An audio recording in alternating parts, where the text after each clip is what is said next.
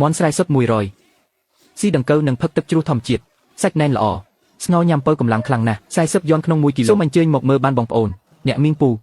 មន់ខ្ញុំនេះចិញ្ចឹមបានជាង5ខែហើយណាវាចិញ្ចឹមតាមភ្នំបើក្បាលវាចុះមើលក្រញាំវាទៀតពូជសុទ្ធតែម្ដង1គីឡូ40យន់មិនថ្លៃទេទិញទៅស្ងោររសាក់មើលទៅដឹងហើយមិនទិញទេថ្លៃខ្លាំងណាស់មានតែមនុស្សល្ងងទេទិញបន្តបែបនេះមិនកាត់ទេដល់យប់ក៏លក់មិនដាច់ដែរ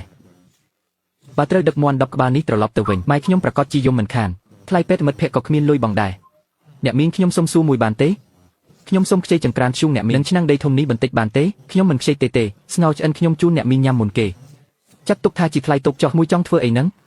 ចង់ធ្វើម្ហូបក្នុងផ្សារមែនទេអ្នកមីងគេមិនជឿថាមន់ខ្ញុំតម្លៃ40យន់ទេអញ្ចឹងខ្ញុំស្ងោរឲ្យគេមើលតែម្ដងរបស់ល្អមិនខ្លាចភ្លើងទេពិតឬមិនពិតស្ងោរដឹងហើយអូយក្មួយអើយស្ងោរមន់អត់ដាក់គ្រឿងទេសសោះសំបីតែស្រាសម្រាប់បំបត្តិឆ្អាបក៏អត់តើវាបាត់ឆ្អាបដោយរបៀបណាទៅអ្នកមានគ្រឿងផ្សំល្អបំផុតគឺត្រូវការតែវិធីធ្វើសាមញ្ញបំផុតមន់ខ្ញុំស៊ីតែស្មៅនឹងសត្វល្អិតគ្មានជាតិគីមីអ្វីទាំងអស់មិនចាំបាច់ប្រើគ្រឿងទេសបិទបាំងទេរសជាតិដើមគឺឆ្ងាញ់បំផុតហើយ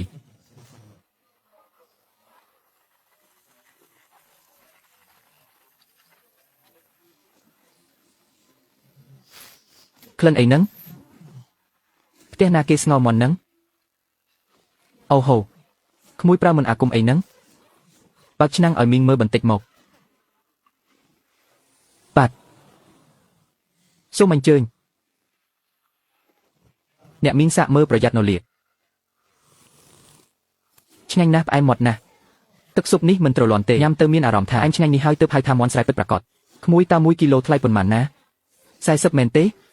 យកទៅស្ងោរឲ្យចៅខ្ញុំញ៉ាំហាប្អូនប្រុសយក2ក្បាលដែលរឹងមាំបំផុតមកប្រពន្ធខ្ញុំគាត់ចូលចិត្តញ៉ាំមន់ស្រែបែបនេះ40យន់ក្នុង1គីឡូថប់ខ្លាំងណាស់ថ្ងៃនេះខ្ញុំយកមកតែ9ក្បាលទេលក់អស់គឺអស់ហើយអ្នកដែលទិញមិនទាន់ទុកលេខទូរស័ព្ទមកលើកក្រោយខ្ញុំចាប់បានទៀតខ្ញុំនឹងយកមកជូនដល់កន្លែងលឿនឡើង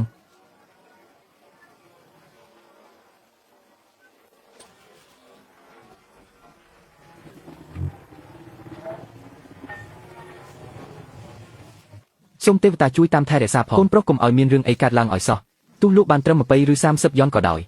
ឲ្យតែបានលុយត្រឡប់មកផ្ទះវិញដោយសុវត្ថិភាពគឺបានហើយថ្លៃថ្នាំប៉ាកេស្អែកនេះនៅមិនទាន់រកបាននៅឡើយទេអ្នកមីងគួយហ្វាគម្រោងចាំអីម៉ោងនេះហើយនៅមិនទាន់ឃើញមកទៀតប្រហែលជាត្រូវលោកម្ចាស់វាងនៅទីរួមផ្សេងឲ្យទៅលក់ឆ្ងាយពីទីនេះហើយមន់ស្គមបែបនោះគ្មានអ្នកណាទិញទេគាត់នៅតែរឹងរូសមិនជឿប្រហែលជាខាត់ថ្លៃសាំងអស់ហើយអ្វីដែលដាឈៀងនិយាយក៏សម្នៅទីរួមស្រុកគេមិនទិញផងចុះតម្រាំយកទៅលក់ដល់ទីរួមកាលមានអ្នកណាហ៊ានទិញមន់ស្គមបែបនោះក្នុងតម្លៃថ្លៃបងស្រីគួយហ្វាបន្តិចទៀតកុំស្ដីបន្ទោសគាត់អីកូនប្រុសមន់ទៅណាអស់ហើយតើវាងាប់តាមផ្លូវអស់ហើយមែនទេឬក៏ត្រូវគេប្លន់យកអស់ហើយកូនមិនអីទេមែនទេហាខ្ញុំដឹងហើយឆេនភីងកូនខ្មាស់គេមែនទេបានជាយកមន់ស្គមគ្មានអ្នកទិញទាំងនោះទៅបោះចោលក្នុងប្រឡាយខ្ញុំនិយាយហើយតើមិនស្ដាប់ពាក្យចាស់ទុំគឺត្រូវខាត់បងបែបនេះឯង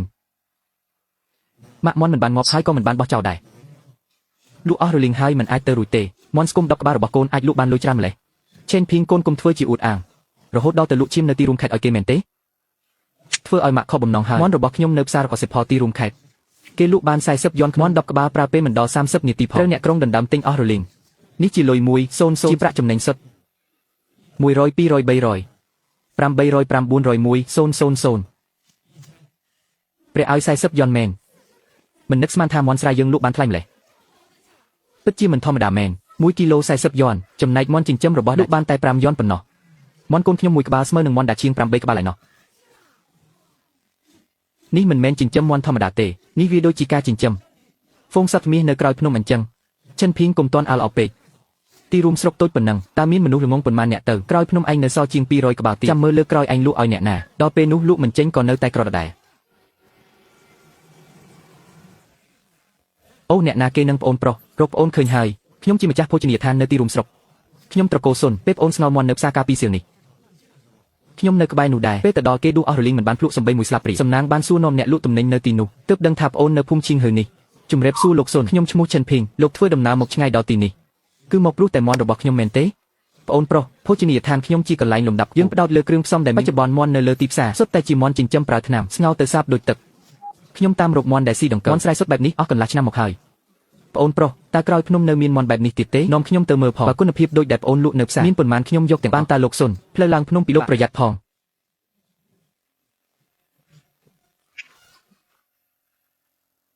ល្អណាស់ មើលជើងវាចុះមានស្នាមក្រឹនមើលរោមវាផងនេះហើយជាមន់គុណភាពខ្ពស់ប្អូនប្រុសយើងនិយាយត្រង់ចុះ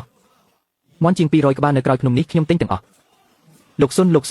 លោកមើលចុះភ្នំនេះស្ងាត់ជ្រុំអស់ហើយមន់ប៉ុន្មានក្បាលនេះស្គមគ្មានសាច់សោះបើលោកចង់ទិញមន់ទៅទិញនៅកន្លែងខ្ញុំវិញកសិដ្ឋានខ្ញុំនៅខាងកាត់ភូមិនឹងមន់ស្រពាន់ក្បាលមួយក្បាលទម្ងន់6ទៅ7គីឡូសាច់ណែនតែម្ដងខ្ញុំគិតតម្លៃពិសេសជូន4យន់កន្លះក្នុងលោកយកទាំងអស់តែម្ដង4យន់កន្លះនឹងទោះបីជាឲ្យទេក៏ខ្ញុំមិនយកដែរហាងខ្ញុំជាហាងមន់មួយឆ្នាំខ្ញុំលក់ដល់ទៅ180យន់តើលោកចង់ឲ្យខ្ញុំយកដែលធំធាត់ក្នុងរយៈពេល45ទៅបោកប្រាស់ភ្ញៀវខ្ញុំឬធ្វើបែបនោះគឺបំផ្លាញកេរ្តិ៍ឈ្មោះខ្ញុំហើយទៅឲ្យឆ្ងាយទៅកុំមករំខានខ្ញុំនិយាយការងារជាមួយប្អូនប្រុសចិនប្អូនចិនបងដឹងថាប្អូនលក់នៅទីផ្សារបាន40យន់ក្នុងនាមជាម្ចាស់ភោជនីយដ្ឋានដែលត្រូវការបងឲ្យតម្លៃបាត45យន់ក្នុងមន់200ក្បាលដែលសល់នេះចិញ្ចឹមបន្តកន្លះខែទៀតចាំឲ្យវាធំជាងបងនឹងបញ្ជូនឡានដឹកទំនិញទៅដឹកដោយផ្ទាល់ចាប់ពីពេលនេះទៅមន់ខ្មៅដែលប្អូនចិញ្ចឹមត្រូវផ្គត់ផ្គង់ឲ្យតែហាងបងតែហាងអាហារឈូយូហាមលក់ឲ្យអ្នកដទៃទៀតតើបានទេយល់ព្រមតាមនឹងចុះលោកសុនបើលោកជឿជាក់លើគុណភាពខ្ញុំនឹងធានាលើកេរ្តិ៍ឈ្មោះលោកកិច្ចព្រមព្រៀងយើងសម្រេចហើយທາງមិនរួចទេបងព្រឹកមិញមកអស់30ក្បាលទៀតហើ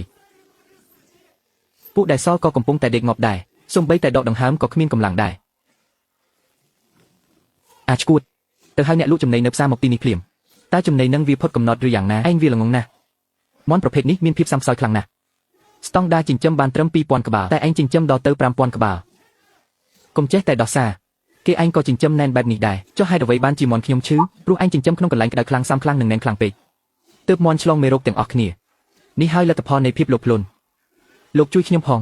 ងដើមទុនខ្ញុំរលាយអស់ហើយបើវាងាប់អស់ខ្ញុំប្រហែលជាត្រូវលោតទឹកស្លាក់ប្រកាសជាមានថ្នាំពិសេសមែនទ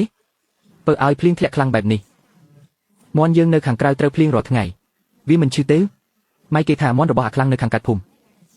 ពីថ្ងៃនេះគេដឹកយកទៅចោលរាប់ថងមន់ងាប់មែនទេម៉ែសាក់ស្ទាបក្រោមរោមវាទៅមន់យើងចិញ្ចឹមបែបធម្មជាតិហាខ្យល់ហាថ្ងៃតាំងពីតូចរោមខាងក្រៅរបស់វាមានជាតិខ្លាញ់ការពារទឹកបានយ៉ាងល្អទឹកភ្លៀងធ្លាក់មកគឺហូរចេញអស់រោមខាងក្នុងនៅតែស្ងួតល្អមន់ចិញ្ចឹមរបស់អាខ្លាំងវាទ្រាំភ្លៀងមិនបានទេមន់យើងដូចជាស្មៅព្រៃអញ្ចឹង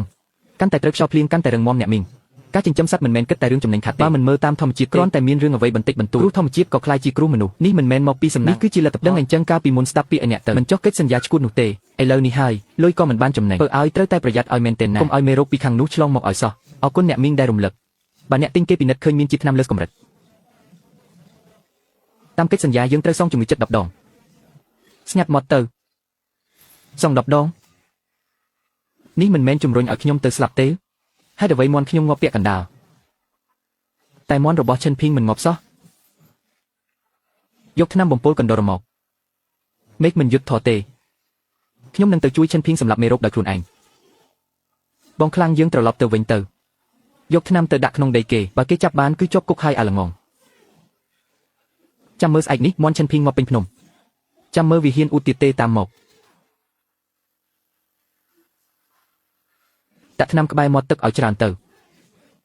ស្អែកនេះមន់វាមិនរស់មួយឡើយអាហាម៉ែអើយខ្មោចលងហើយពូដាឈៀងយប់អាត្រៀតមិននៅមើលមន់ឈឺមកដើរលេងដល់ភ្នំនេះធ្វើអីពូភីងទីត្រូវបេះបិទតែម្ដងយកមន់មកជាមួយថែមទាំងលីថ្នាំបំពុលចង់កំទេចពូយើងមែនទេកុំមកចោតប្រកាន់ផ្ដេសខ្ញុំមកចោលសម្រាមទេតែវង្វេងចុះហេតុអ្វីខ្ញុំមកចោលសម្រាមនឹងក្នុងថងនេះមានម្សៅពណ៌ក្រហមពីចំណីជ្រូកផ្ទះពូយកទៅពិនិត្យដឹងរឿងហើយការដាក់ថ្នាំបំពុលគឺជាបទល្មើសបំផ្លាញអាជីវកម្មប្រយ័ត្នជាប់គុកមួយជីវិតណាកុំបងប្រុសខ្ញុំខុសហើយសូមកុំប្តឹងប៉ូលីសអីបើខ្ញុំជាប់គុកតើគ្រួសារខ្ញុំរស់នៅយ៉ាងម៉េចពេលពូយកថ្នាំមកបំពុលហេតុអ្វីមិនគិតថាបងភីងគេរស់នៅយ៉ាងម៉េចបងភីងកុំនិយាយច្រើនជាមួយគាត់ទៅដេកគប់ទៅពូដាឈៀងឃើញថាយើងអ្នកភូមិជាមួយគ្នាខ្ញុំមិនចង់ប្តឹងទេទុកកិត្តិយសឲ្យពូខ្លះចុះពូព្រមធ្វើតាមខ្ញុំគ្រប់យ៉ាងទី1សរសេររឿងដែលពូនឹងប៉ុនប៉ងដាក់ថ្នាំបំពុលយកនេះហើយផ្តិតមេដៃមកនេះជាផុសតាចាប់ពីពេលនេះទៅធ្វើជាបើពូហ៊ានធ្វើរឿងអាក្រក់ទៀតខ្ញុំនឹងយកលិខិតនេះទៅឲ្យប៉ូលីសភ្លាមពីប្អូនខ្ញុំត្រូវមកយាមកាមទាំងយប់ទាំងត្រជាក់ព្រោះតែការពីក្នុងនាមជាចាស់ទុំពូសងថ្លៃខូចខាត500យន់សំរុំណាស់ខ្ញុំឲ្យមនុស្សអីក៏អន់ម្លេះបងភីងវិធីនេះពូកែណាស់កាន់ផុសតាងគាត់ក្នុងដៃឲ្យគាត់10ដងទៀតក៏គាត់មិនហ៊ានមកចិត្តភ្នំនេះទៀតដែរបញ្ហាមនុស្សបានដោះស្រាយហើយតែអាកាសធាតុក្តៅនឹងសាំប៉ុន្មានថ្ងៃនេះមេរោគផ្ដាសាយបាត់ប្រហែលជាឆ្លងតាមខ្យល់អស់ហើយស្អែកនេះត្រូវតែធ្វើការពារមេរោគឲ្យមន់ទាំងអស់បញ្ហាពិតប្រាកដនៅខាងមុខទៀតចុះមន់ទាំងនេះមិនសូវមិញនៅល្អតែហេតុអ្វីស្រពោនអស់ហើយតើដាឈៀងមកដាក់ថ្នាំទៀតមែនទេមិនមែនដាក់ថ្នាំទេនៅកន្លែងលោកដាឈៀងមានមន់មកគោជើងគ្នាហើយខ្យល់បក់មកនាំយកមេរោគតាមសំណើមមកជាមួយនេះជាមេរោគឆ្លងតាមខ្យល់បងភីងនៅរោងមន់លោកដាឈៀងគេដឹកមន់មកចេញជាទេសថ្នាំបរទេសទាំងនោះមិនមានប្រសិទ្ធភាពទេមន់យើងខ្លះក៏ឆ្លងជំងឺដែរលុយ20000យន់ដែលកក់ទុកមិនអាចទិញថ្នាំពិសេសបានទេ តាអ្នកណាប្រើថ្នាំច្រើនពេកសារធាតុគីមីនឹងនៅសល់ក្នុងសាច់មាន់បាត់បង់កេរ្តិ៍ឈ្មោះអស់ហើយនាំគ្នាទៅខាងជើងទៅដកខ្ទឹមសមកឲ្យខ្ញុំទាំងឬទាំងស្លឹកមកទាំងអស់បងភីងក្លិននេះស្អុយខ្លាំងណាស់តើមាន់អាចស៊ីរបស់នេះបានដែរឬស្លឹកជួយបំបត្តិសំណើមការខ្នូជួយបន្សាបជាតិផ្សំជាមួយខ្ទឹមនឹងជួយសម្លាប់មេរោគបានល្អទឹកថ្នាំនេះល្អជាងថ្នាំបរទេសថ្លៃរាប់រយដងសារធាតុខ្ទឹមចាប់ផ្ដើមមានប្រសិទ្ធភាពហើយយើងបានរក្សាទ្រព្យសម្បត្តិដូនតាយើងទុកបានហើយដានីវការឲ្យស៊ីតែមួយមុខមិនទាន់គ្រប់គ្រាន់ទេយកស្លឹកស្ងួតមកទាំងអស់ដើម្បីកាត់ផ្ដាច់មេរោគក្នុងខ្យល់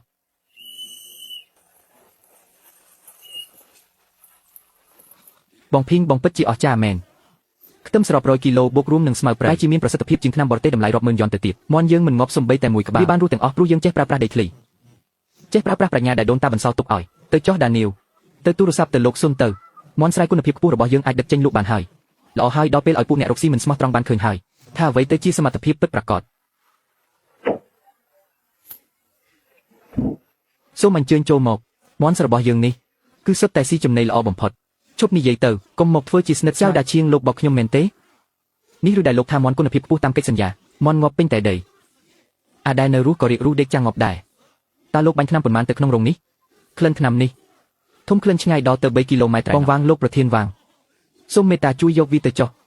ទោះបីវាឈឺប៉ុន្មានថ្ងៃតែសាច់វានៅតែអាចបរិភោគបានយកតាមតម្លៃកិច្ចសន្យាទៅមិនបានទេបើមិនបានទេខ្ញុំបញ្ចុះតម្លៃពាក់កណ្ដាលឲ្យ2យ៉ាងក្នុង1គីឡូ2យ៉ាងក្នុង1គីឡូបានទេខ្ញុំជំពាក់បំណុលគេវ៉ាន់ដុកបើអ្នកមិនយកខ្ញុំពិតជាគ្មានផ្លូវរស់ទេ2យ៉នទោះឲ្យខ្ញុំដោយអុកខ្ញុំមិនយកដែរអ្នកស្មានថាឥឡូវជាសម័យមុនមែនទេមាន់ឈឺចិត្តងាប់បែបនេះបើខ្ញុំហ៊ានយកទៅលក់នៅផ្សារស្អែកឡើងគេនឹងបិទហាងខ្ញុំមិនគុំសុបិនអីកិច្ចសន្យាទុកជាមុខៈចុះថ្លៃខូចកិច្ចសន្យាចុងរៃណាស់